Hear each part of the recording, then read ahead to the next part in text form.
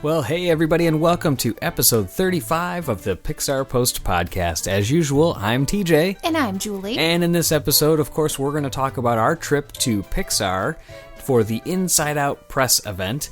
And then, of course, a little bit of other news and do some other fun things as well. But let's just go ahead and get right to it, eh? Yeah. All right, so as far as the press event itself, we're going to, of course, dig into our experience, what it was like. I keep saying our, but I ended up going to this one. You went to Monsters University. I went to Monsters University, so it was your turn. Right. So we're going to talk about our thoughts of being at Pixar. We're going to talk about our thoughts on the movie itself, with it spoiler-free, and get into an overview of all of the different sessions that we had and kind of how we're going to break those out for the podcast and posts.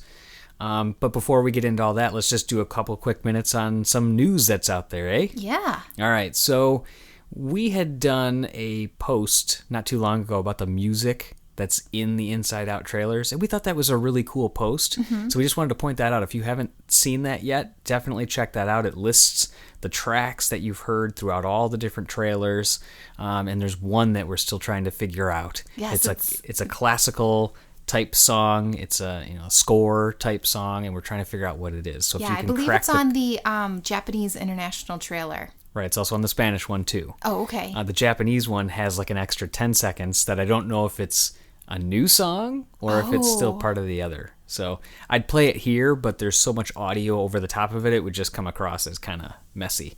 But definitely check that out. We'll have links in the podcast as well. So if this is your first time listening along, if you ever want to check out any of the show notes, you just go to our website, go to pixarpost.com, click on the podcast button, and then episode 35 will get you all the links that we're going to talk about for the posts along the way.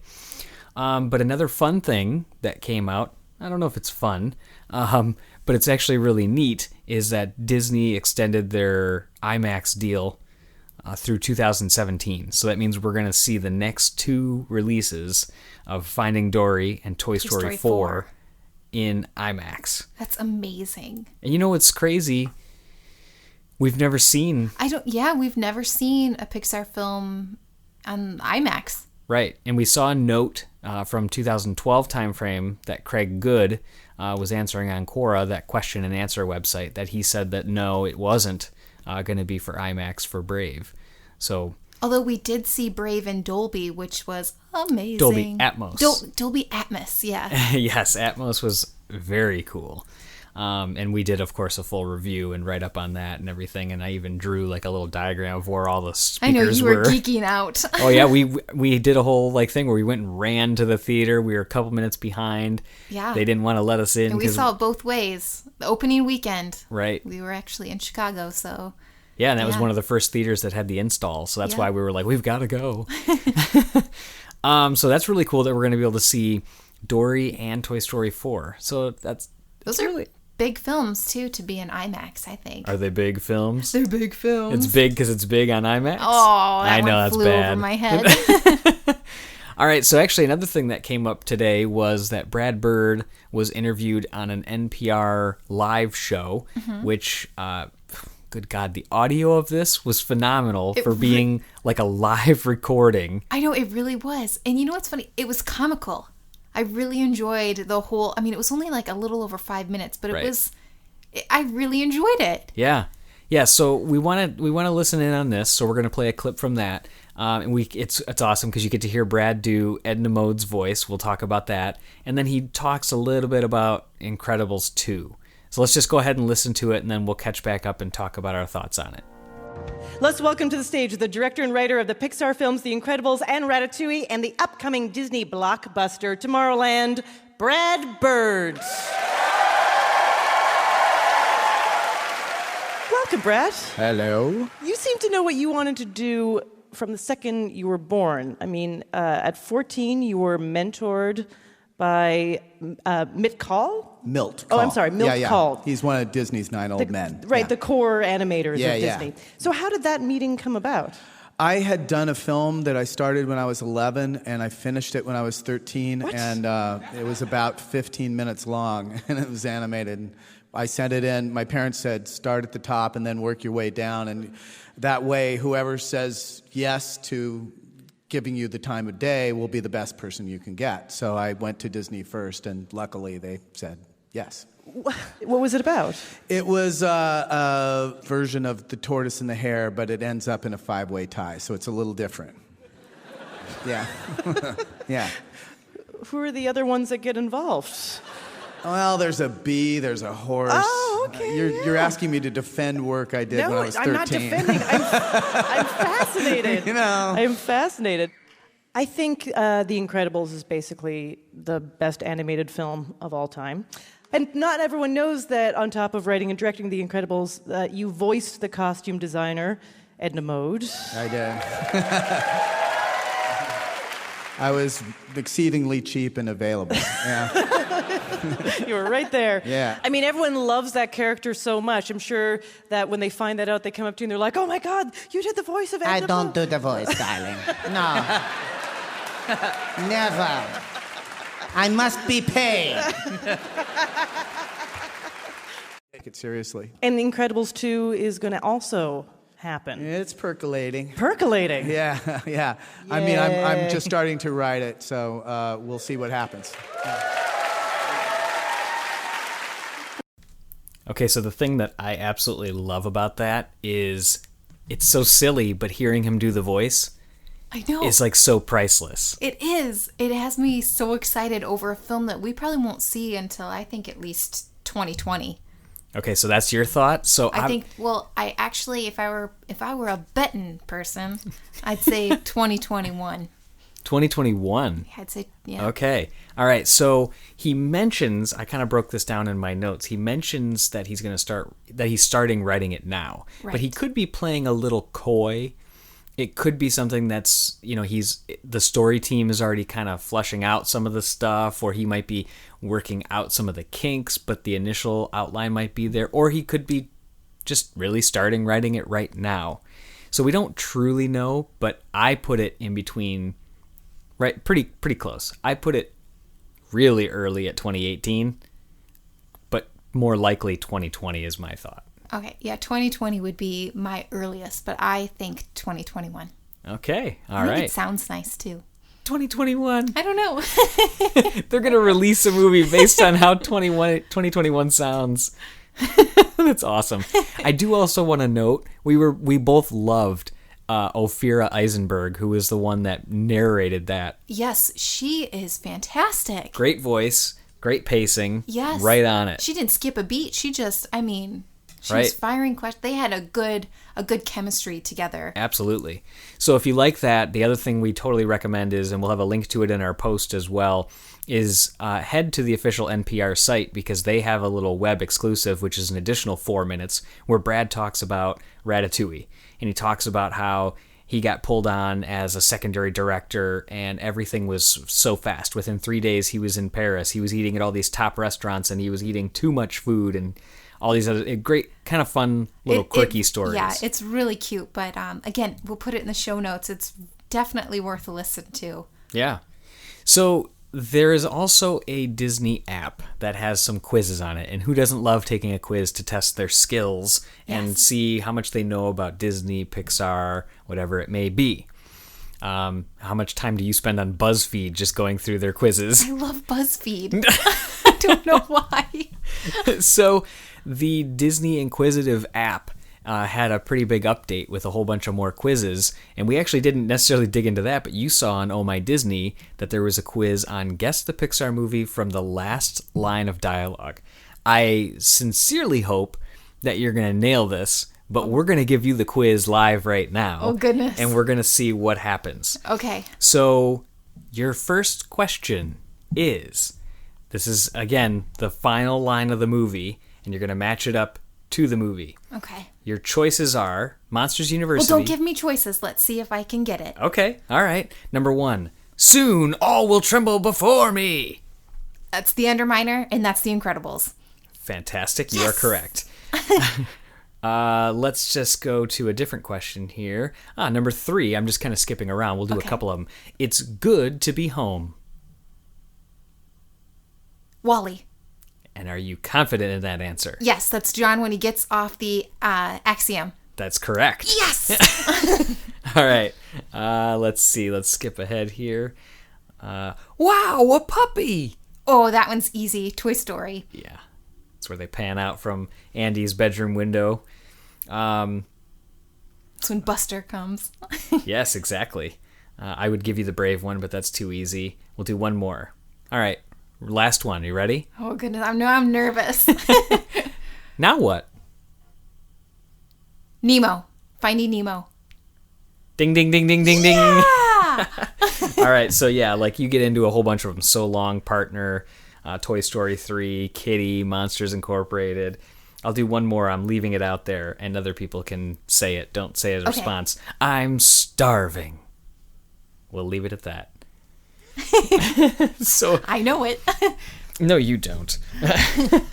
All right, so let's talk. Let's get into the meat of this. Let's talk about our time. Well, your time. At Pixar. Yes.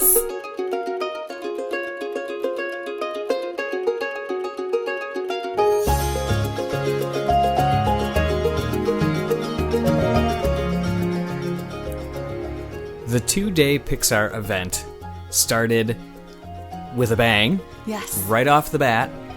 The first thing that we did after we checked in, we get to Pixar, we check in, and almost immediately we're whisked right into the theater, which the Pixar theater, I know you've talked about it a little bit, but I did a little more like counting and observing and things. So it's an awesome like carpeted floor. Set the stage a little. Mm-hmm. You walk in. There's only about 12 rows of seats. There are about 20 seats across in each row. They're broken up a little bit. They have some like areas with like control panels and things like that. But they're red velvet seats. They're wider and cushier than a normal movie theater seat, and they have almost like a little thick, wider, like maple wood armrest. Mm-hmm. Carpeted floors. Did I mention that? Yes. The screen itself is behind a nice curtain, and then as the movie starts, the curtain opens, the lights dim, as you've talked about, which is awesome because it was the first time I've experienced seeing a show there.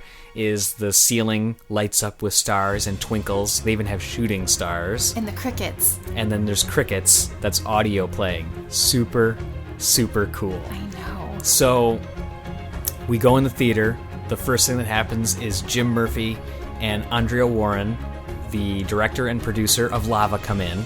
And they start talking about, well, first, they do like a little, here, welcome to Pixar kind of thing. Mm-hmm. But then Andrea and Jim come in, and Jim's holding his ukulele. Oh, how amazing. Yeah, it was really, really great. So he comes in, they start talking about some of like the Hawaiian-inspired details behind Lava. They start saying how great it was. Like Andrea was like, "Oh yeah, we had to go to Hawaii for research." Like, so they had us. Yeah, they had a good laugh about that.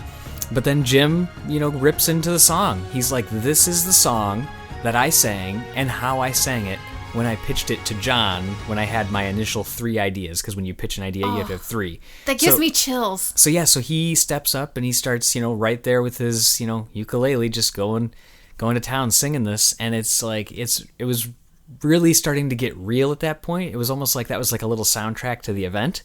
That was almost like a little like intimate show. I mean, that was kind of like you guys were like flies on a wall to like a pitch process almost with him playing that in front of you. Yeah, absolutely. And he obviously didn't have them to show, but he talked about the storyboards that he used when he presented as well, and some of the initial drawings that he had. It was a really great performance. And then Lava comes on. And so seeing the short in that aspect was fantastic. It was the first time experiencing audio and visual to that level. I've never been in like that state of an art of a theater. The audio blew my mind. Wow. Just how crisp the sound is, not only in the theater, and you guys will hear this because we're going to be posting audio interviews of all of our one-on-one interviews as well as the group interviews that we had. But I had a one-on-one with Jim, and I talked about the audio specifically and how awesome I thought it was. And it's just something that really stood out as far as, because so much of this is based on the song. Mm-hmm. The whole short is a musical. Right. So it was really cool to hear that they put that extra time and thought into getting the audio just right. There's perfect moments where sound effects don't step on the song, and then the song shines when it needs to. It's really cool. Now, really without cool. giving away much of the story, we've only seen that short clip that was released in stills. How beautiful is it? It is beyond visually stunning. It's another technical masterpiece. It would be no surprise that I would say lighting was the thing that caught my eye the most, as I talk about that most of the time in Pixar movies. You can't go wrong with a nice, soft, warm glow to the light, and great characters, and lush green landscape. I mean, it just looks fantastic. It is visually stunning. Wow. But like I said, the audio and the lighting are what got it for me. Because I always listen in for those technical element kind of things. Those are your hot points. But the audio, in fact, I shouldn't say the audio is one of my hot points. It hasn't typically been. The lighting has, but it really did stand out for sure. It stood out big time. So definitely pay attention when you go to the theaters. The one thing I will say, I'll give it as a little tip up front to our interview that we had, is I pointed out to Jim, and he thought it was actually kind of neat that I talked about this, which is when Uku, the main character, is on the screen, the audio is very center channel. Wow. So when he is singing, it's right in your face, dead center channel. But when he is not on the screen, it is total surround immersion. So they make it like it ties into the picture aspect a little more. It was really cool. Oh, that's really neat. So then after that's done, Jonas Rivera, the producer of Up, and Pete Docter, of course, the director of Up. Not Up. Well, they were. They were, yes. Yeah, they were. Yeah, so I can still say that. But of Inside Out. For Inside Out, yeah. Come out, and they immediately are right into the jokes. I mean, it literally is like watching like Three Stooges kind of stuff. They're bantering off each other. They're going back and forth.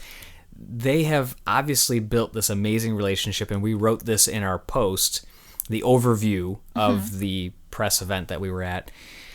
They obviously have worked together so long and formed this great relationship that they're almost like it would be like old college roommates or brothers, more so than just coworkers who work on a film. That you can tell that they have a great relationship, not just a working relationship. Like, for instance, like Pete came down and they had their names above, like on the big screen, and they had like slides that they were kind of going through. Oh, that's cool. That they went through slides and showed you guys stuff. They showed some of the concept art and some of the original thought process, things like that. But they had like Pete's name on the left, like of me looking at the screen on the left, and Jonas is on the right. And Pete was, when he came in, he was standing swap to that. So he goes, oh, I better go stand under my name. And then then their pictures came up and their pictures were the other way. So they moved back the other way. Oh, that's like, funny. It was just like, it was really cool, the fun, witty banter that they had going back and forth. So then they went through the backstory, the basic stuff, as far as like that this kind of originally came out of observing his daughter. Kind of things that we already know that have been already discussed and such. Absolutely, yeah. And then they went into his research that he did as far as into the mind, into the brain. He stressed very early on that this movie is set in the mind, not in the brain. They didn't want it to look like this, you're going through the waviness of the brain and then the maze of it. Yeah. They wanted it it's not like Body Wars from Disney. Right, exactly. Yeah, it was a little less specific than that. Yeah. But it's really cool. You'll also hear elements in our interview that we did with Ralph Eggleston about how he pulled in design elements and touches, though, of the brain. Like he designed the couches like after the hypothalamus in the brain. Oh, interesting. So like there's little elements like that they call tribute to, but they don't want to make it seem like it's in the brain. It's just in the expansiveness of the mind. So he goes into that. They talk about their research trip a little bit and how, the majority of it wasn't like they're going to Scotland for Brave or something like that. Yeah. It was like they were going through the streets of San Francisco, taking pictures. They did these really cool things called brain bows, where they had these like a scan of a brain where they inject dye into it. They didn't do this. Yeah. This is all observing research from other scientists. And it shows like all these fluorescent lights, like how the brain activity happens and everything. Really, really cool stuff.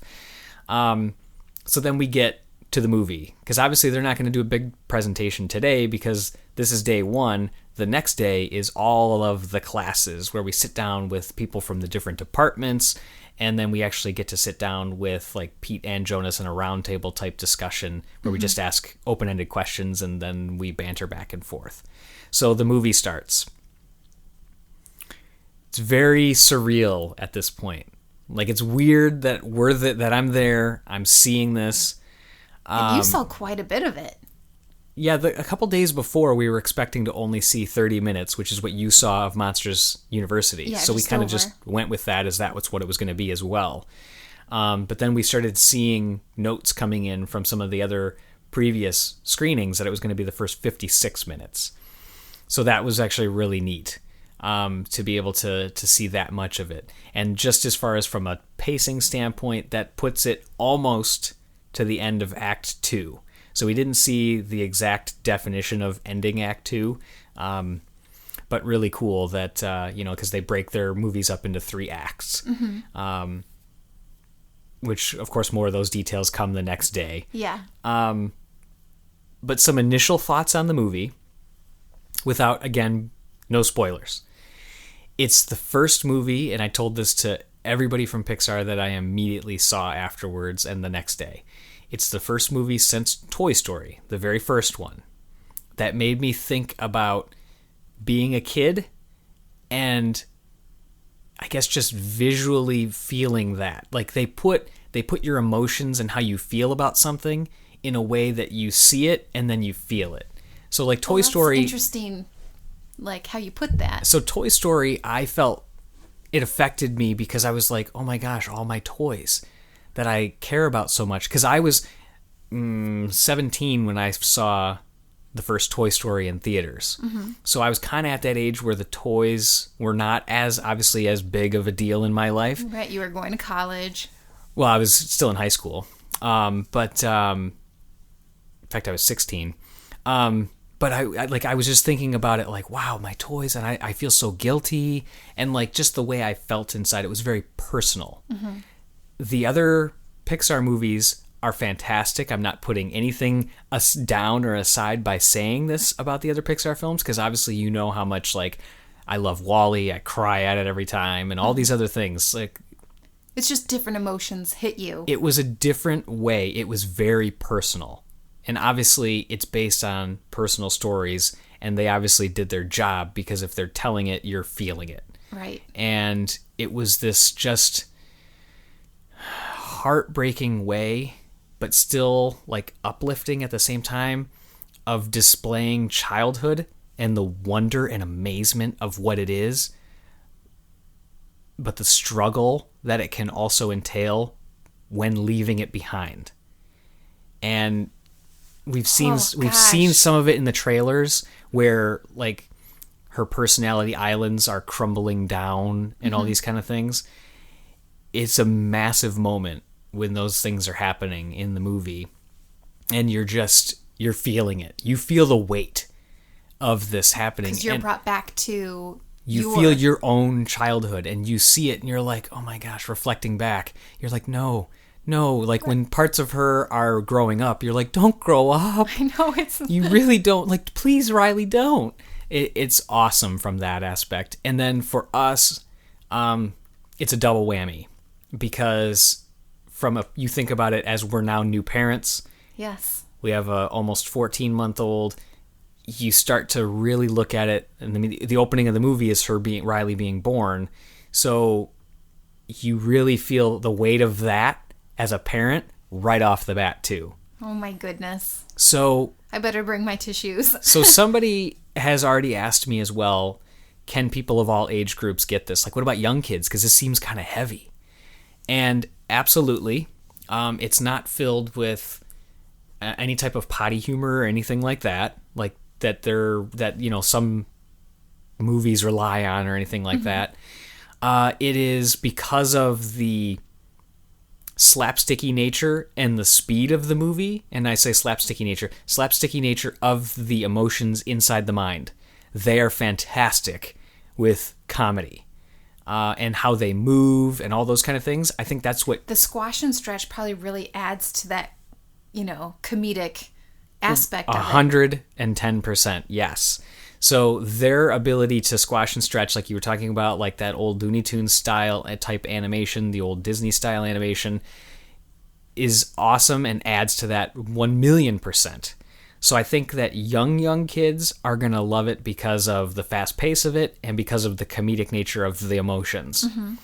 The heavy nature obviously is going to go over their heads. Anybody entering teen or in teens is going to be like, oh my gosh, this is kind of what I'm going through. And I don't think at all that it's geared towards just females.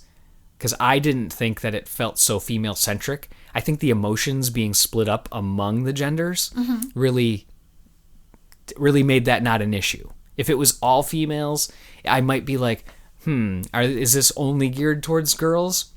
I didn't feel that way at all. But having fear and anger, it balances a lot.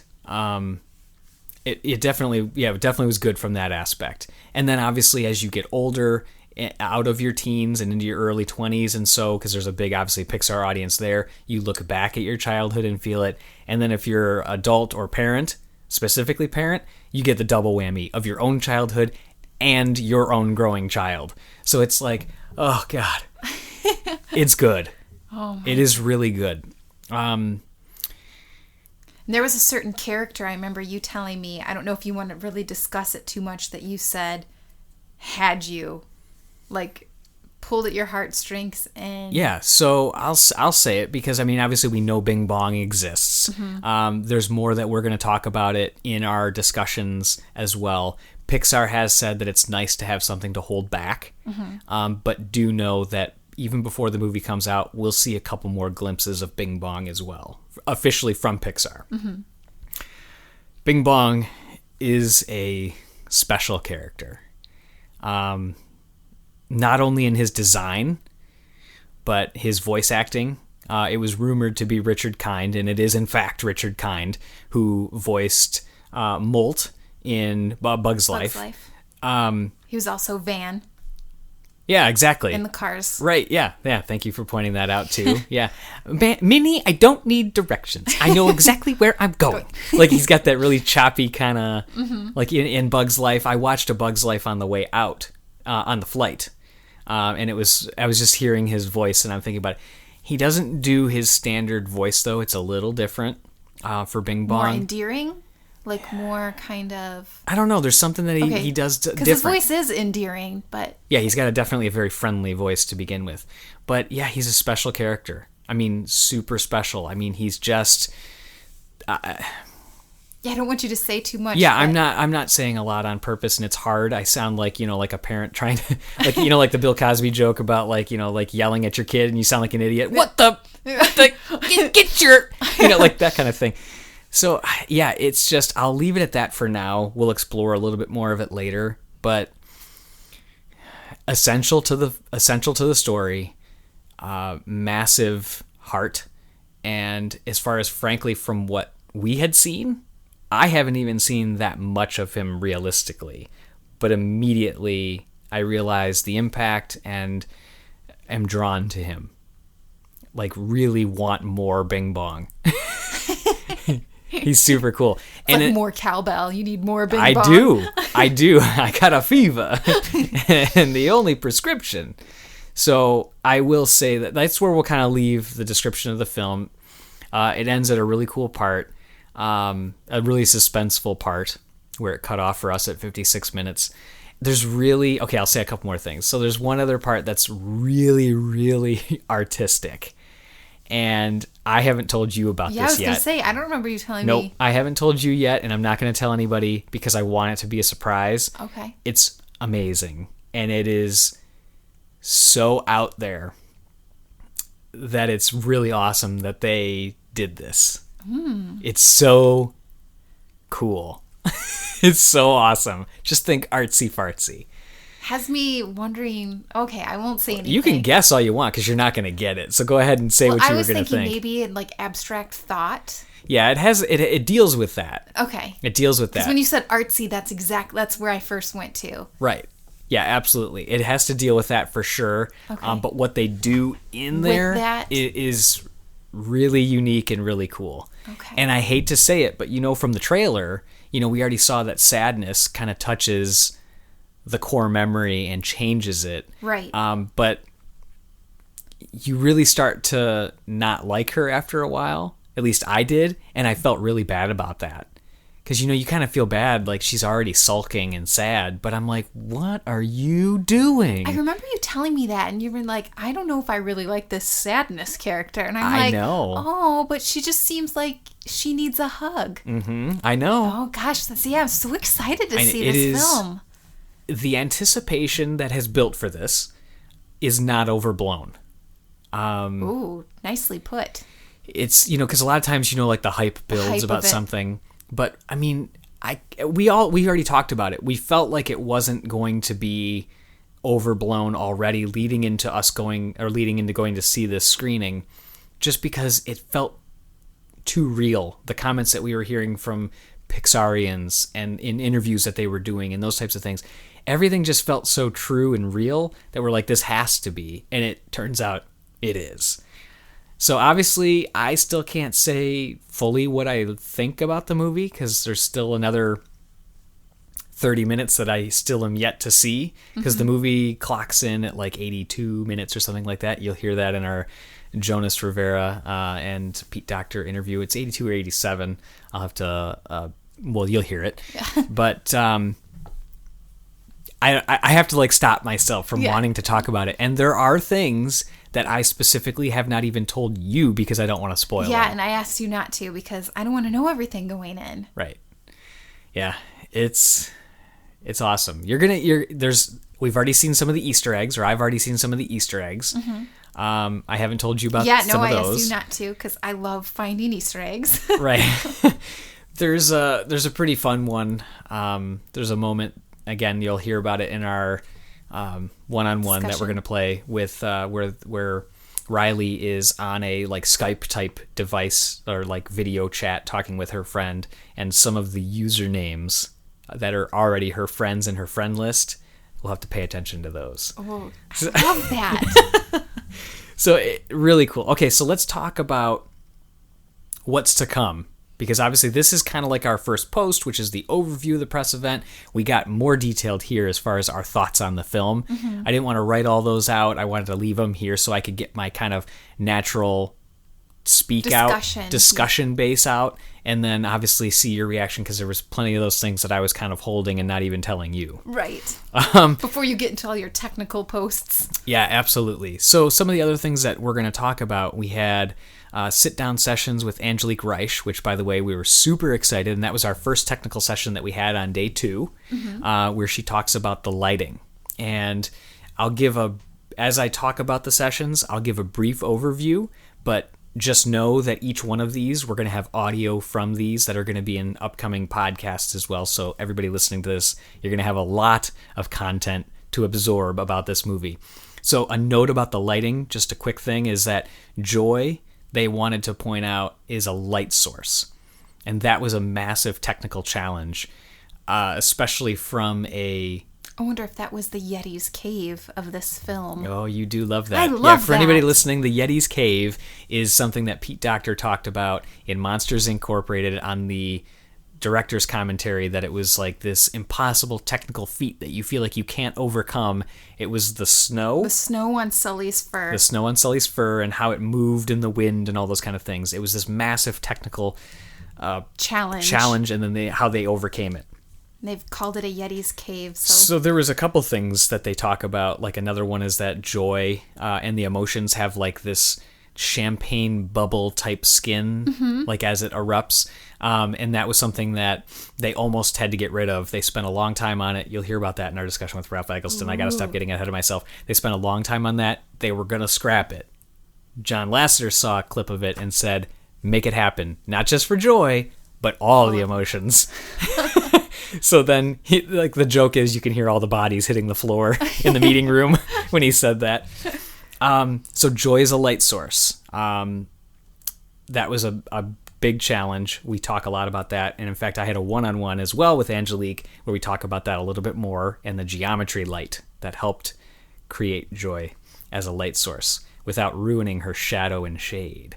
Ooh. So also, the other thing that they want to point out from a lighting standpoint is that the real world, as you watch the clips, pay attention that the real world has much more desaturated and muted color tones. I did notice that. I noticed that. Absolutely, yeah. And the mind world... It's not as vibrant. The mind world is vibrant and saturated with color and light and all these kind of things. Yeah. The reason for that, which we get into in basically all these sessions, is because they realize that they have these two worlds. And as they're jumping between one and the next...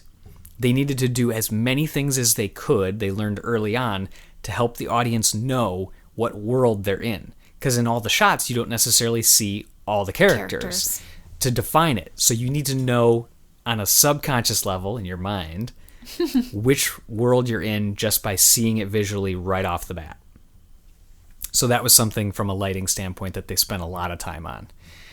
We also talked with Kenny Lin, who is the director of photography for this from the layout department, and they really cool stuff. A little preview there is that they talk about motion capture. So they have these actual cameras that they are holding, like a physical camera, and the motions that they're making are what's appearing in the computer.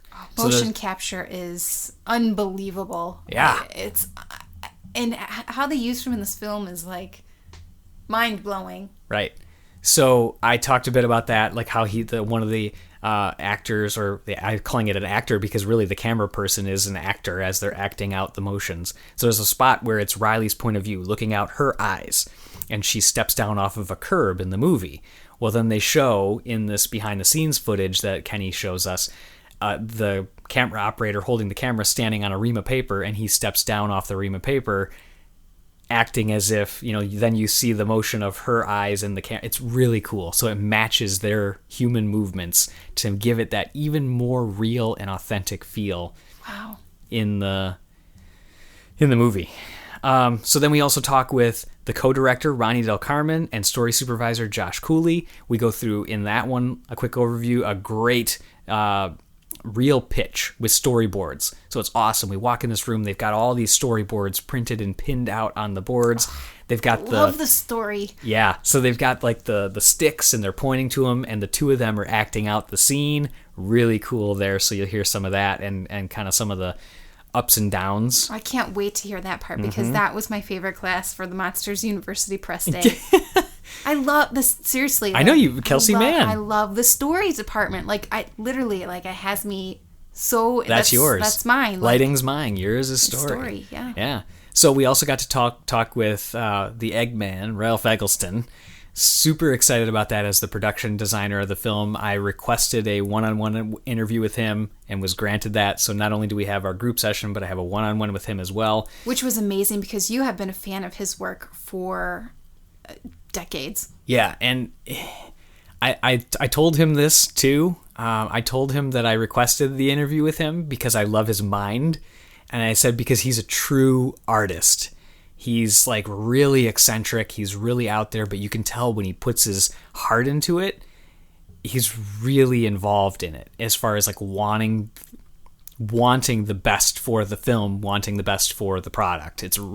He even inspired you to create a version of the Art of Wally book. Right, the cover of it. The cover of it. Right, because he did the digital artwork on the cover of that. You did one. And I recreated it, yeah. It was like the first week we got our first iPad, and I was like, well, let's try a drawing app. And I just had some fun doing that. So, because I was like, well, what can I recreate? And I'm like, aha!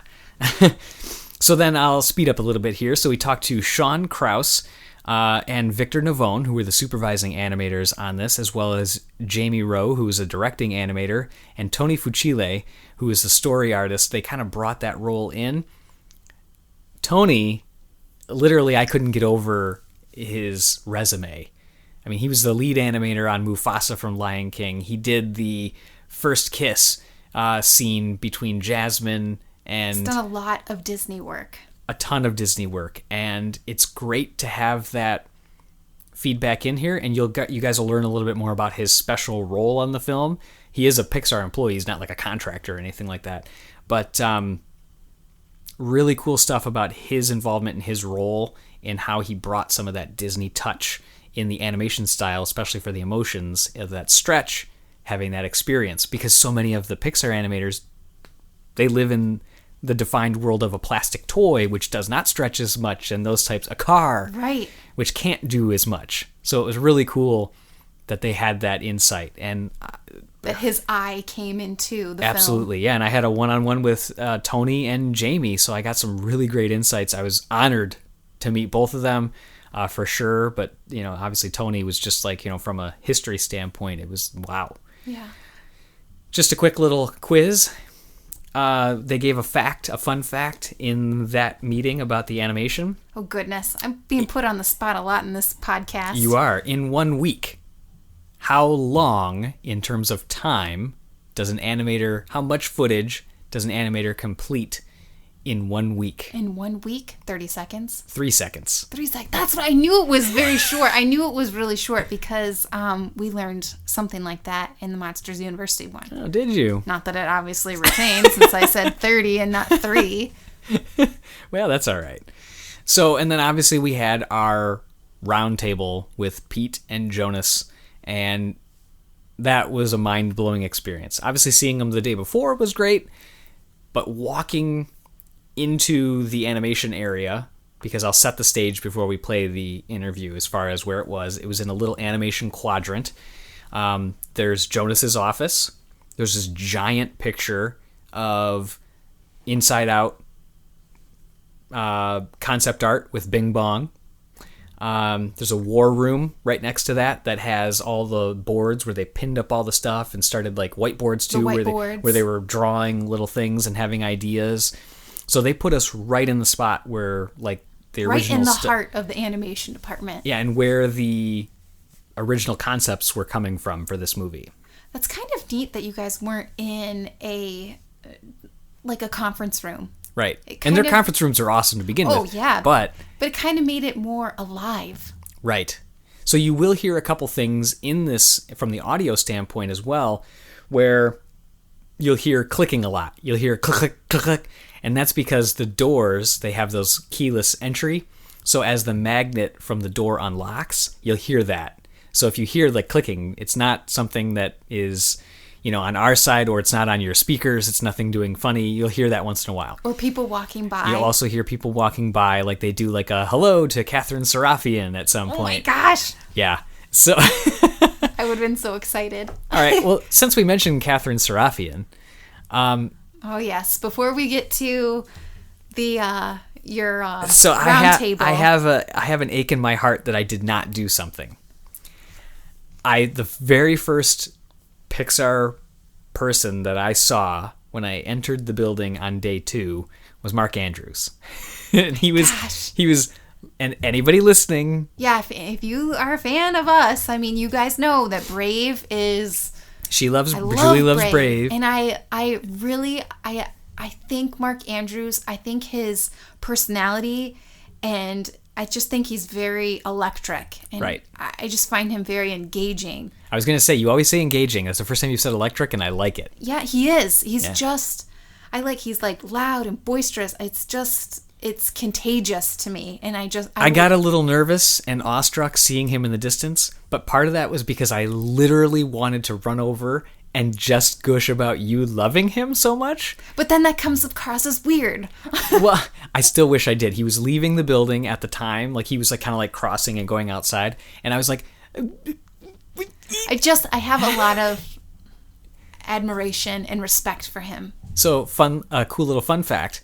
We actually have 2 of his autograph. I know. One, our awesome friend Paulina out in California went to... what was it, a Brave event?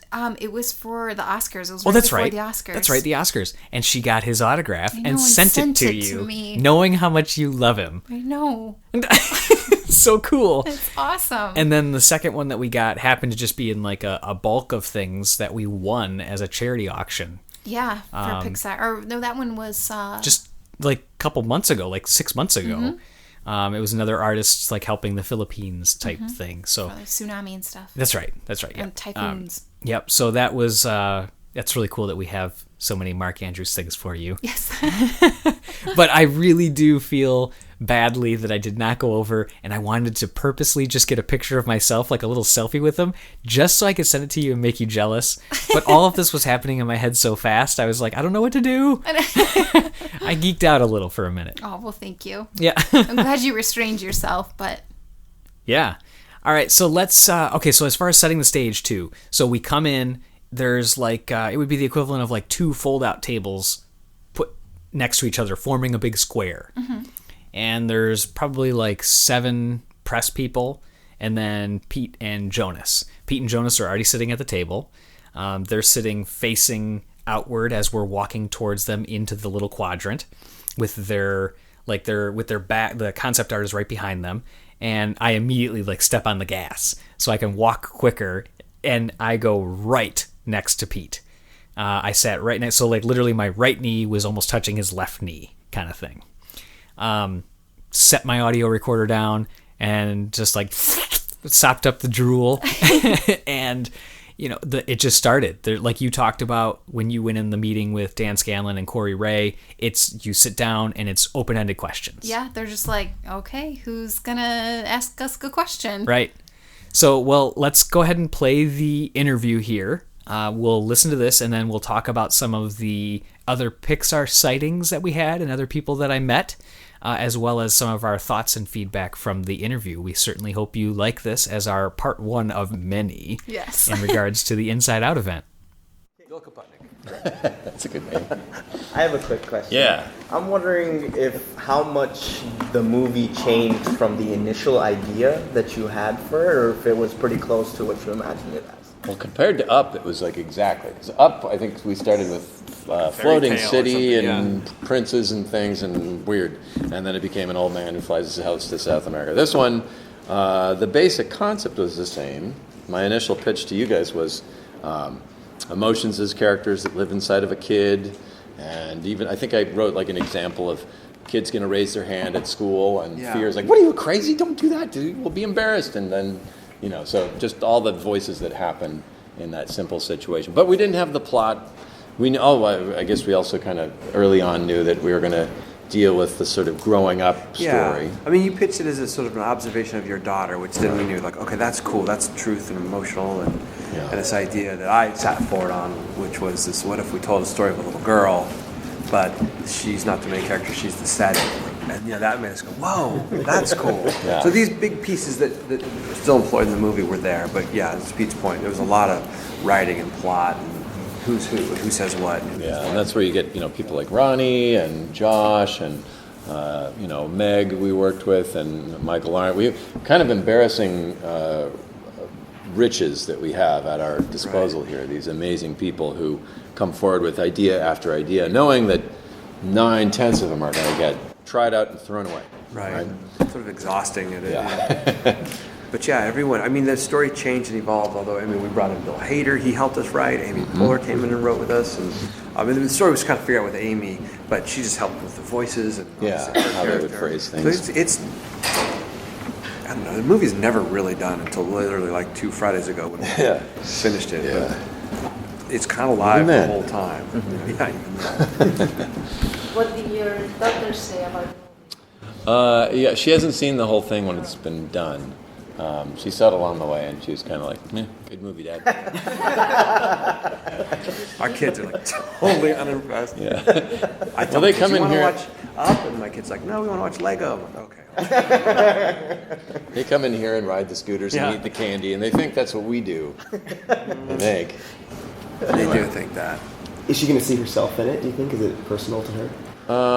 Well, she probably not. I think she'll watch it and kind of see it from, but maybe I hope it'll resonate on some level, and it'll only be years later that she'll kind of go, oh wow, that's. But I think one of the reasons it triggered kind of a response in me, because she was, I think, like I told you guys yesterday, she was about 11 when we started, I recognized my own rough journey. So, when I saw her kind of getting quiet, I was like, oh no, I know it's coming, because I was there.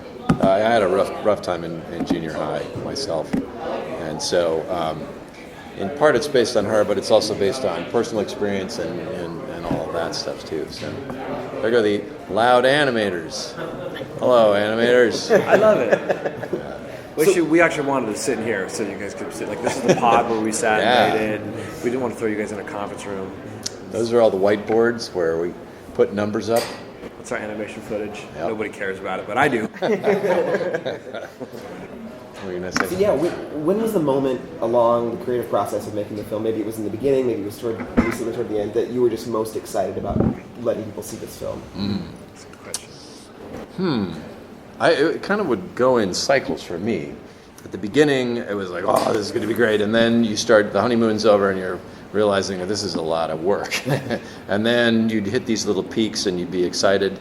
And then goes back to, I had this dinner once, it was awesome, with Frank Thomas and Ollie Johnson, who's, of course, the great Disney animators, and Joe Grant.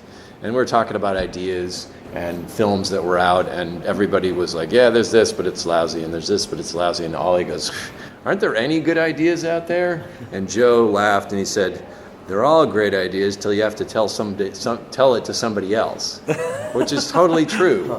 Like so I would be like, this is great, and then we'd show it, and you're like, oh, actually, it doesn't really. In my mind, it was great. Yeah. But then you go back to work, and now I'm getting excited again because I feel like I have no idea how people will respond, but I'm proud of the movie. But there were micro moments along the way, like for me, where there's Catherine Serafian. Catherine. Hi. She produced Brave. We love Catherine. Bye, Catherine.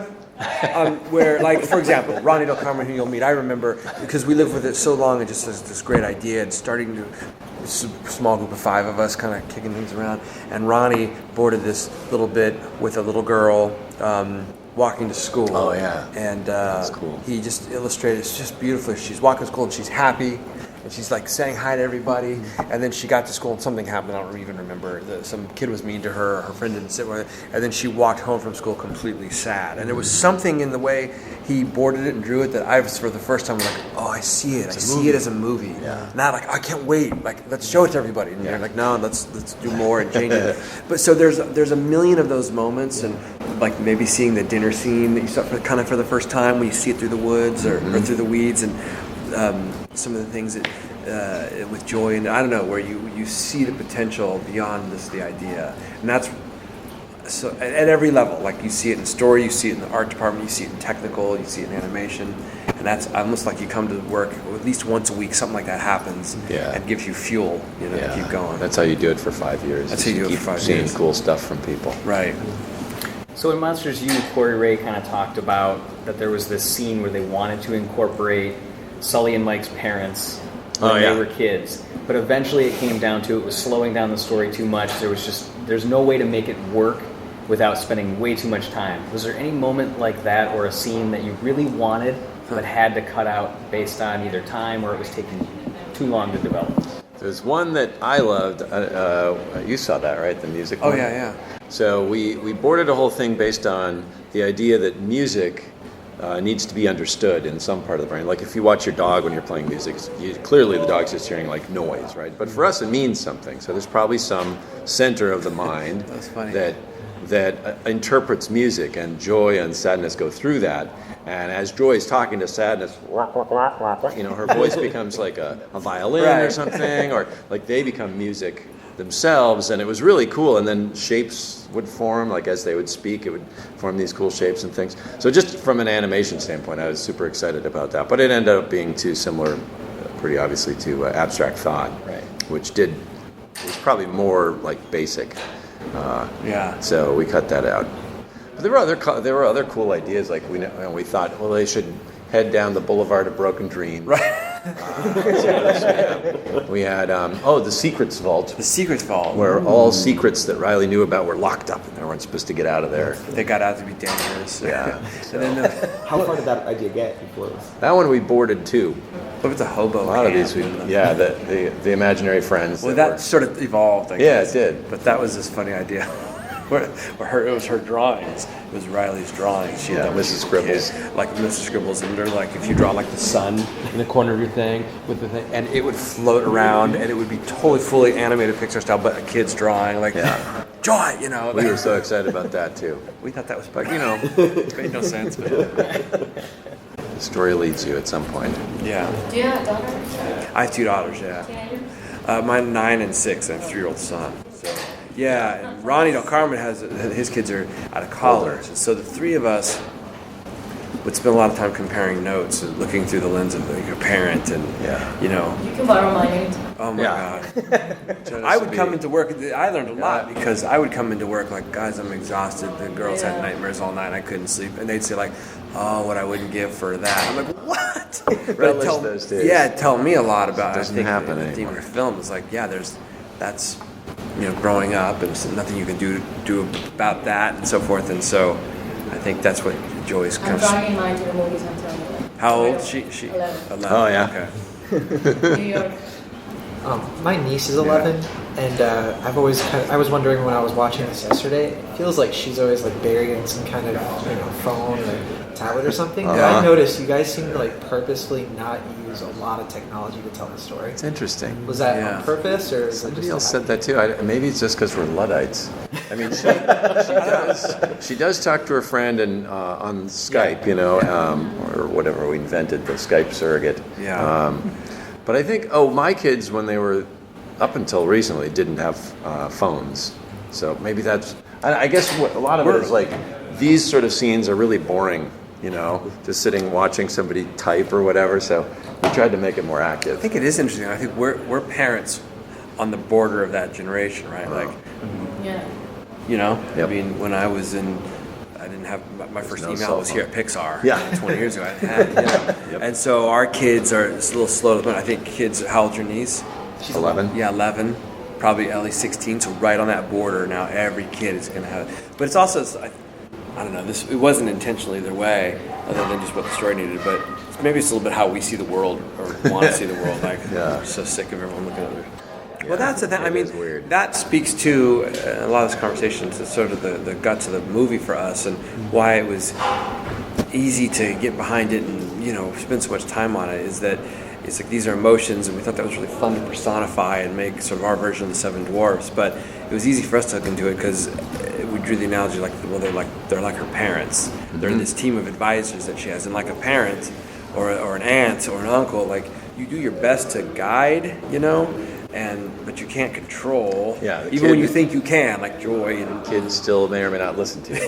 They may or may not listen to you, and so that's just interesting and truth. Yeah, and it's true of emotions too. And it's kind of the way we broke it down. Is like you don't choose to feel angry; you just do, right? That's a feeling that comes to you, but then you choose how you're going to deal with it. You could hit somebody, or you could mask it, or you could, any number of things. So that's kind of the rules we established for this film as well.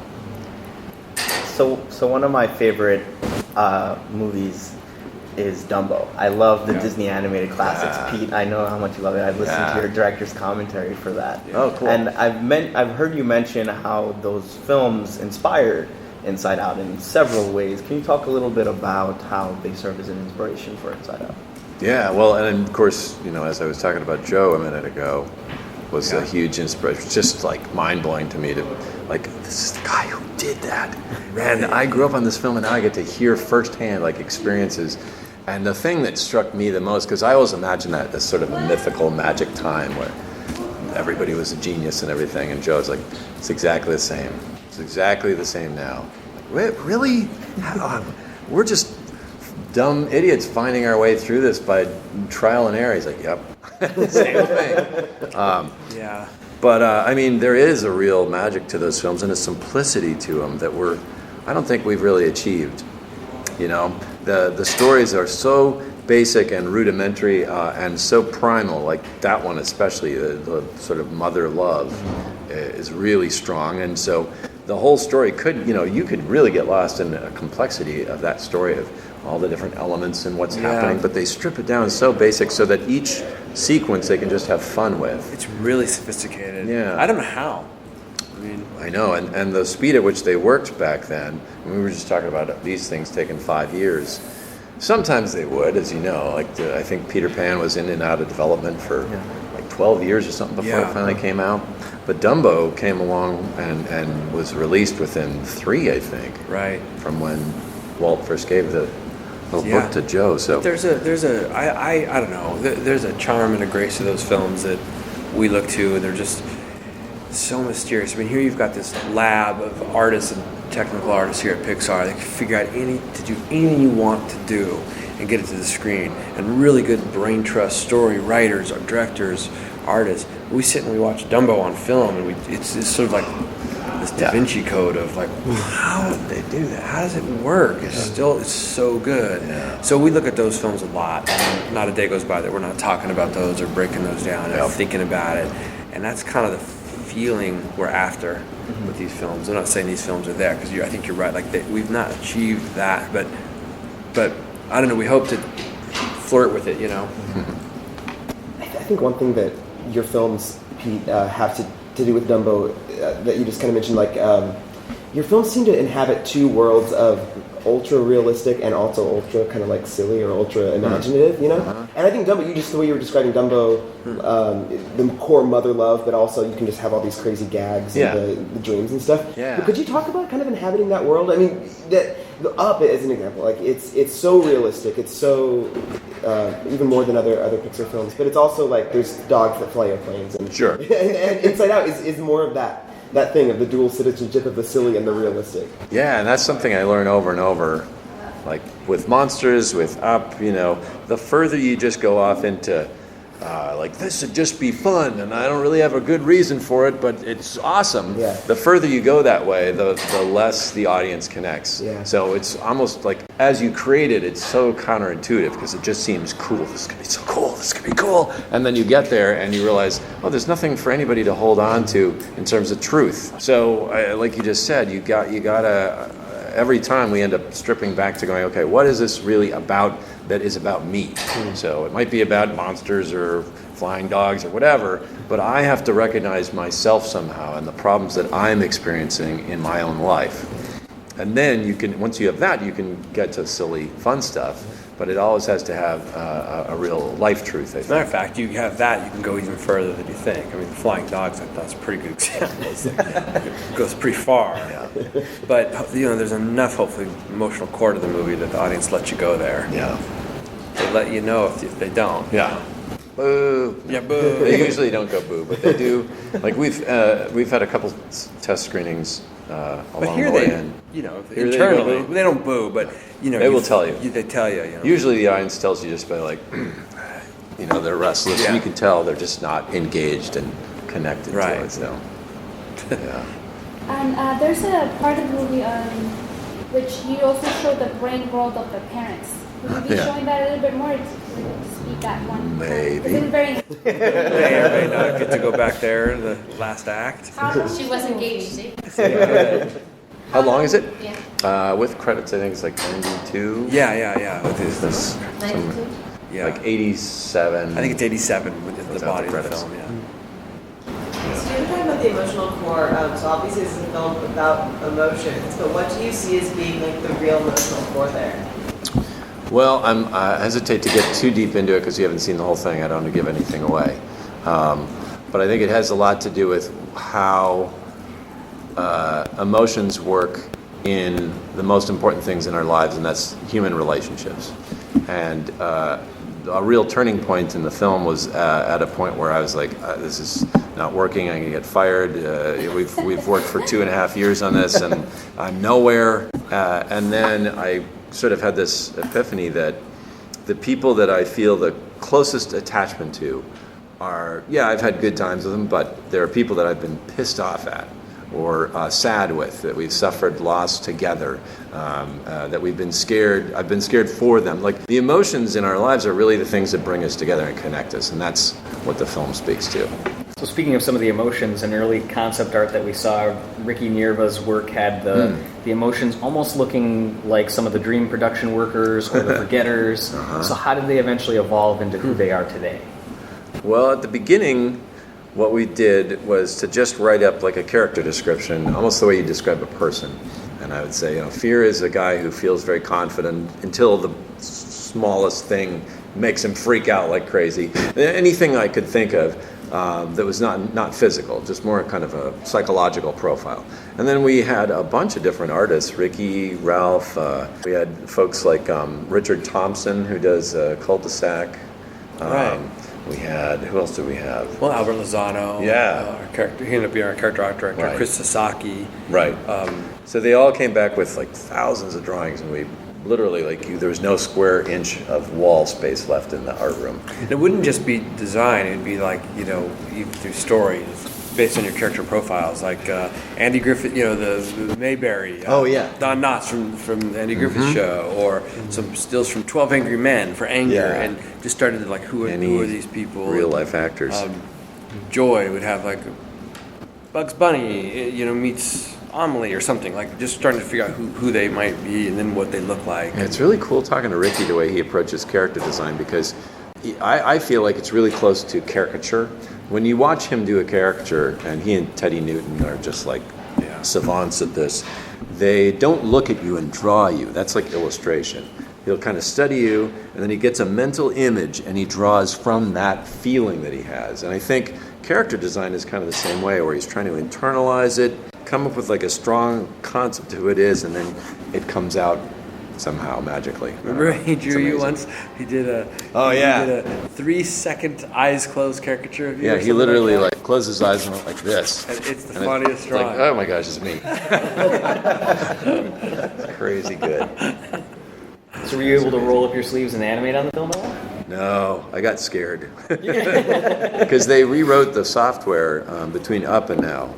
And everybody was talking about how different it was, and I was thinking, it's going to take me a month just to learn the software, and I'd barely have time to think between the writing and the recording and all the other stuff. So that was a good tradition. I wish we could have kept. Yeah, kind of a bummer.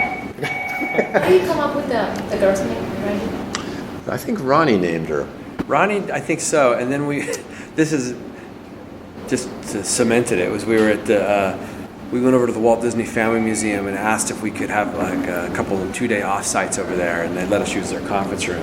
And we were in there for a couple days just toiling over the scripts and writing and whiteboards. And we walked out of their back room, by the way, looked out over the Golden Gate Bridge, and we walked out of the back steps, and we looked up and we're on Riley Lane. So we're I guess that's sticking. Yeah. Yeah, the sign, literally. What inspired the design of the brain workers? I thought of them as placebos almost. I couldn't figure out what they were. They were single cell. Yeah, like amoebas or single cell organisms. Yeah. Pretty much.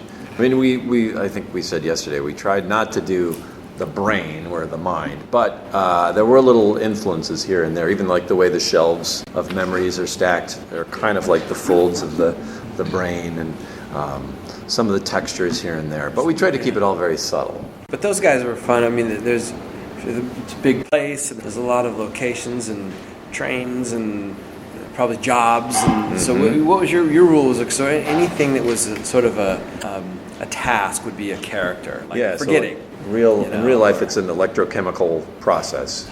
And in our world, it's a person, it's a character who does that. I think the most surprising thing, which on one level is kind of obvious, but there are all these emotions that are at work, and the way the whole thing is designed, it's almost invisible to you. So you think of yourself as basically what's in the frontal lobe. If I'm the guy who decides, should I have a cookie or not? No, I'm going to wait until lunch. But there's a whole separate system which is causing you to act and speak and behave in certain ways, which is entirely invisible to you, below your conscious threshold. And I think that basic concept of people, the complexity of the way people act, and it really caused me to rethink the way I talk to people and how I interact with people, and it's pretty life-changing. And there we have it. Our interview, our discussion, the group interview with Pete Docter, Jonas Rivera. What did you think? Well, I'm really excited that you asked my question. All right. What was your question? My question was if he had a chance to animate on the film, which I know that used to be a tradition, kind of like he said. And I found it really fascinating that he wanted to, but that the technology, having him learn it, kind of it didn't allow him to do that. Right. It was interesting that, he's like, I barely have time to breathe on this project, because obviously as a director, you're going in a million different directions. But then, he's like, it would take me a month to learn the program, because they rewrote it between Up and Now, because it went from Marionette to Presto as far as the animation system. So yeah, it was a good question. High five. High five. The one thing obviously I'll stress again is how awesome it was to be there in the middle of that, and to get a sense of where they were, and just, it was an honor to be invited out for this event, and a very big deal personally for me to meet not just Pete Docter, because obviously everybody wants to meet Pete Docter, but to hear all of what we heard, and to hear the whole team, anyone who touched that film. I think it's it's a big deal. They're all artists. But it is a special thing to meet a Pete Docter too. He's the third animator ever hired at Pixar. Well, and Jonas Rivera was the first intern. Yes, it's definitely some very important as far as like people. That's some history. It's historical. Yes. And Pete talks about that he had these opportunities with some of the original Disney animators to sit down at a dinner with them and hearing what they're talking about, and he's like, I can't believe they're telling me this. Like, I'm getting the behind the scenes scoop. The 9 Old Men. Yeah, I know. And he actually didn't he write like a foreword to a couple books for the 9 Old Men? I believe he did, absolutely. Yeah. So that's interesting. And he did the flip books yeah. as well, of their artwork. But it's funny, like, hearing him say, like, he's, like, getting that way about other people, because now people get that way about him.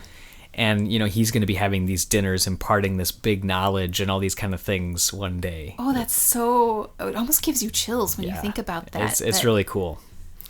So obviously, like I mentioned, that concept art behind them, we're going to have that in our podcast post as well. Again, episode 35. If you want to see that, click on it. You'll see the concept art that was behind them. Obviously, I was excited as well, as far as that I got to ask my question about things that were cut out. I always want to know more of those things that were in that part of the music in the brain. Like, I love that, because obviously, you know how much music means to me. Well, we met in a music store, so... We did, and I was thinking about this last night. I've been quoted as... 16 years ago. Yeah, that's true, jeez. I know. I have been quoted as saying that, like sometimes people give you those ridiculous scenarios, would you rather be blind or deaf? Yes. I always say, and people think I'm crazy, that I would rather be blind than deaf, because I can't live without music. I know. I love it. But he talks about that special part in the brain. I picked the other one, so we make a perfect team. There you go. But yeah, I thought that was a cool thing, that he talked about that music element there too. The Secrets Vault was pretty cool, that he talks about that she had these secrets all locked down in there and everything. And that really intrigued me, and I really hope that concept art, because that was boarded, right? Right. I really hope that some of that gets into the art of book. Right, which is coming in May, end of May, so it's not too much longer. It's like a month and a half. That could have really gone somewhere. Right. I understand that, you can't put everything in, but that was amazing. Right. So also, since we listened to it now, and I had mentioned it earlier in the podcast, it's 87 minutes without credits and about 92 with credits. I also thought it was really funny that, and everybody feels this way, doesn't matter what level position you're at, but I think people expect that Pete wouldn't feel this way. But he talks about the fact that like 2.5 years into the project, which this was a 5.5 year project, not ridiculously outside of how long it takes to make a Pixar film, but certainly longer than an average, if you will. But he talks about that 2.5 years in, he's like, I'm going to get fired. I haven't done anything. This movie really stinks.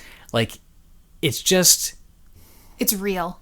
It's real, and it's important to hear those kind of things from people that you look up to, because at all levels, it's a personal story. It's your film, and it doesn't matter what title you have. At some point, you're going to think it stinks. Right. And, Ed Catmull talks about that in his book, too, that they all stink at first. But Pete really drove home that it feels like it can stink at waves. Where you get really proud of it, and then you're like, oh man, I can't figure it out. I can't unlock it. I can't get down to the core of it. So that's where I think having an amazing team behind you and people that support you, or people that can be like, okay, let's change this. Yeah, is that's important. That's where it's to definitely all things in life. I mean, this can be, towards a film, towards anything. Yeah, in fact, in all life, social support is what drives success in almost all areas. So without a doubt. So overall, what do you think about the interview? Did you learn some fun stuff? Yes. Being able to hear it? Yeah, it was fun. It just, how you've described it, so colorfully. Because, of course, I called you that night. I could almost see, the fold-out table, and I can, I know where you were sitting. Right. Kind of like in that animator's annex, and I wish I could have been there with you, too, but I'm so glad I wasn't, so now I'm like all of you guys listening. Right. Right. Yeah, and realistically, like I said at the top of the podcast, I'm withholding stuff from her too. I don't want to spoil it for her any more than I want to spoil it for anybody else, because it is a special film with some special characters. So, all right. Well, I think that about wraps up this episode 35 of the Pixar Post Podcast. We certainly hope you enjoyed it. And like I always mention, be sure to, well, not always, but for this one, be sure to stay tuned for the many coming weeks, as we'll be releasing more and more of our one-on-ones and the group interviews with audio and discussions around them. So we certainly hope you liked this episode. If you did, be sure to rate us on iTunes or send us an email or tweet at us at the Pixar Post and let us know what you thought, and then we can help that kind of guide us for the future upcoming episodes as well. What part did you like the most from this episode? Let us know.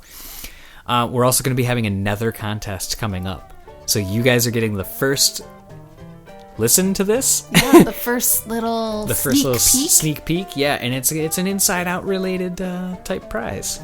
So Studio Store exclusive. It may certainly be. Back and forth we go. All right, well, that about wraps up episode 35. As usual, signing off, I'm TJ. And I'm Julie. And be sure to stay tuned to PixarPost.com all week for the latest Pixar news. Bye-bye.